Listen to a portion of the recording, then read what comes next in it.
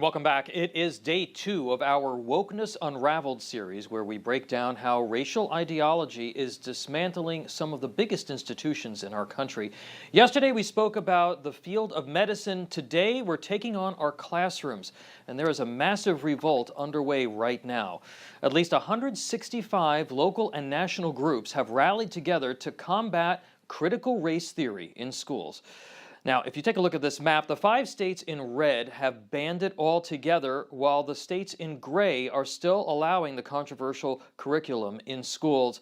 I want to welcome not one but 2 courageous parents right now who are taking up the fight to get critical race theory out of their kids' classrooms. Joining us, Andrew Gutmann, who pulled his daughter out of an elite New York City prep school after writing a letter that went viral to other parents at the school explaining his decision, and Ian Pryor. He's a dad from Loudoun County, Virginia, the epicenter of the fight against critical race theory.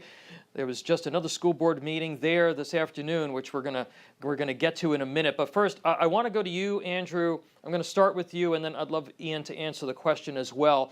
What specifically was going on at your child's school that got you involved in this fight? Were there any specific homework assignments or school policies or even something your child said to you that said, hey, wait a second here, I've got to get involved and do something about this? Yeah, sure. I think we saw this creep, this social justice stuff, this what they called anti-racism, seep into the schools over the last few years. But it was really a year ago with the events of George Floyd and BLM that there was like a light switch that went off, that everything really changed. And the school went from teaching what a school's supposed to be teaching to raising social justice warriors. And we were supposed to sign a pledge. They tried to force every parent to sign a pledge that we would not only support the anti-racism initiatives in the school, but we would teach this at home. You saw this seep into all aspects of the curriculum. The classical literature, the history curriculum's completely changing, but even in science and art and music. And there was, for us, not one very specific event, but you could really see the school change. And I said, look, we have to try to do something. We have to try to stop what's going on. Ian, what set off alarm bells for you?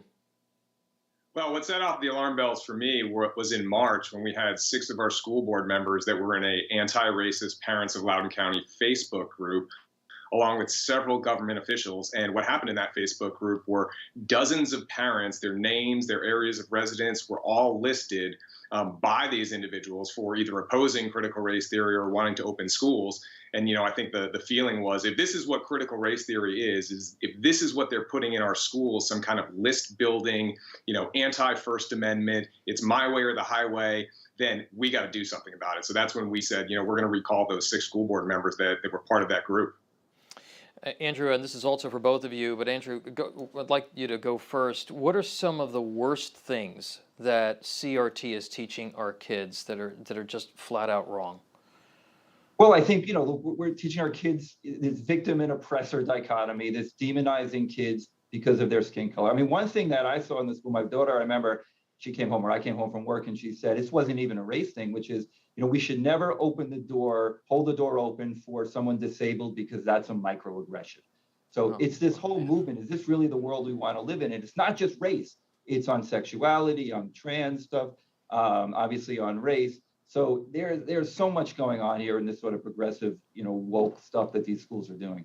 Yeah, it's not even just the CRT stuff. There's a lot of social indoctrination that's going on. I got an email last week from somebody who their kid goes to a school where on Flag Day, instead of in art class the kids making an American flag, they were asked to draw gender identity flags rather than the American flag.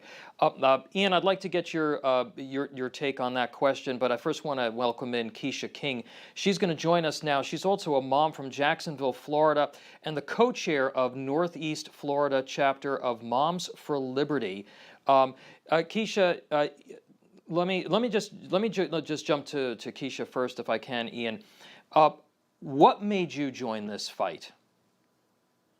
Well, I was seeing all of the things that were going on in my daughter's school. Her first week of school, she was asked what pronoun she preferred. So that just kind of raised some red flags, just to make me be more aware. And I heard a recorded conversation that she recorded on her own, just of what class was like in her language arts class. And they were talking about some books that the teacher wanted them to read.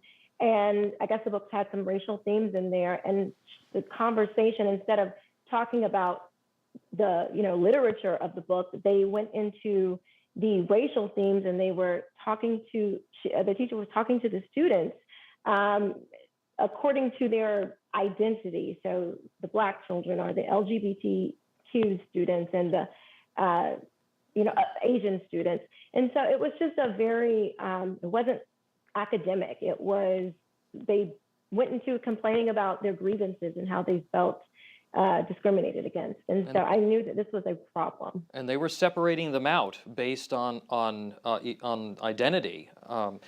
Ian, Loudoun County, it's become the ground zero for this fight against critical race theory. There was another school board meeting this afternoon. Tell us about that. What progress have you seen, if any, and maybe what some of your plans are for the future, because you've been leading this fight? Sure. Yeah, it was a really crazy school board meeting. The other side of this debate started to hire buses to bring people in to really be able to compete with the sheer amount of parents that have been showing up. And they were successful in getting about 100 people there, but I think our side had 250, 300 this time. And then what they did was they stacked the speakers. So the first 10 to 20 speakers were all on one side on this transgender issue that they were rolling out today. And then it was our speaker, one after the other after the other. And finally, we get to a point where, one of the former senators out here in Virginia got up and gave a rousing speech, and there was a ton of applause, and they shut down the meeting. They closed the meeting. End of public comment. They can't deal with applause. Applause is expression. That's a First Amendment right. This is a school board that has, unprecedented hostility to the First Amendment, and I think they just proved it again today. Well, look, my question is, who's paying for the buses? Who is actually busing these people in, organizing these people? It almost sounds like it's a Soros operation, where there's funding here and there's real organization, which makes this all the scarier. It's not even the educators in control. Quisha, you've said that critical race theory is racist. They're separating children by their skin color, labeling them as permanently as oppressors and oppressed. What's the right message that we need to be sending to America right now?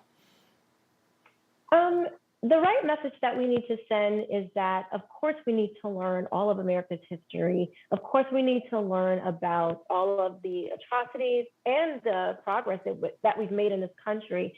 When it comes to our children, they need to learn math, science, language arts, history, social studies, the basics. That's what we need to be teaching our children. In order for a child to be successful, or anyone, it starts in the mind. If you're telling children that they are permanently in these oppressed categories, their mindset will not be prepared to move into the future of society and be productive. Andrew, just in my remaining 30 seconds I've got, a lot of parents are afraid. They don't have the same courage that you guys have had to stand up to this. What's your message to them? What can they do?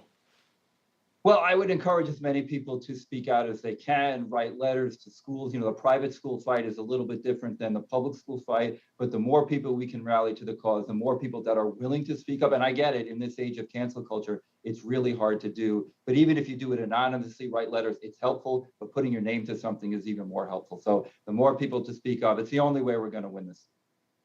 Andrew, Quisha, Ian, thank you all. Best of luck, and we really appreciate the fact that you've picked up this fight. Hey, I'm Rob Finnerty. Thanks for watching. If you enjoyed this video, please join the conversation in the comments below. Don't forget to subscribe, too. Hit the bell icon to be alerted to breaking news. And remember, there's a whole lot more on Newsmax TV, America's fastest growing cable news network. Newsmax TV, we're real news for real people.